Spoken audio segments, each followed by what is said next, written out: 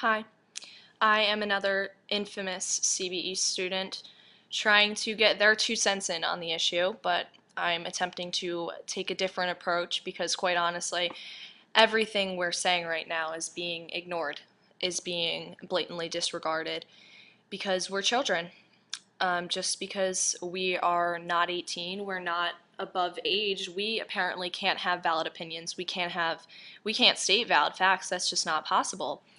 So I decided that I would be the literal voice of CBE students right now because we need someone to get our point across. That we are great students, we are engaged, we are active in community service, we're active in athletics, we're a prestigious school, and you guys keep taking away from that.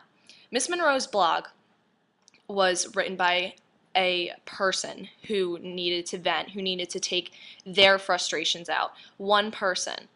No one else shares this attitude in CB East, and we are being portrayed as a terrible school with lazy, belligerent, argumentative jerks when it's not even true. And I just wish that some of you on this page could open your eyes and realize that, but that just doesn't seem like it's going to happen.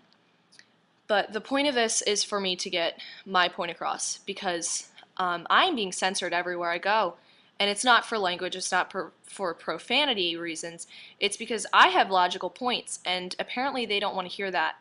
Because on this Facebook page, I support Natalie Monroe, I happened to post something, and after it got the approval of 30 people by gaining 30 Facebook likes or more, and a bunch of comments backing me, then there were some arguments on there.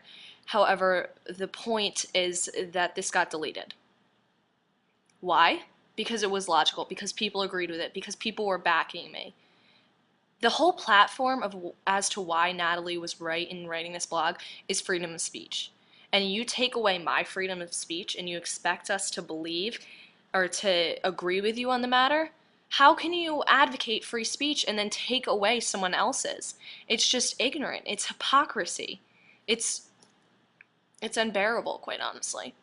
My comment was just commenting on the fact that she has a moral obligation. There are these great things called ethics that she really should look into, and the rest of you should too. She was ethically wrong in the way she addressed people. She made fun of mentally challenged people. She made fun of shy people. She made fun of people that she thinks might shoot up a school. That is not something to make light of, but apparently people are ignoring those comments and only focusing on the ones that are calling us lazy and argumentative and all this stuff. If you became a teacher, a high school teacher of all places, you have to know that you're going to have to deal with kids that are hard to reach, that have to deal with kids that are lazy. They're forced by law to be there. You are not. You have a job, you signed up for it.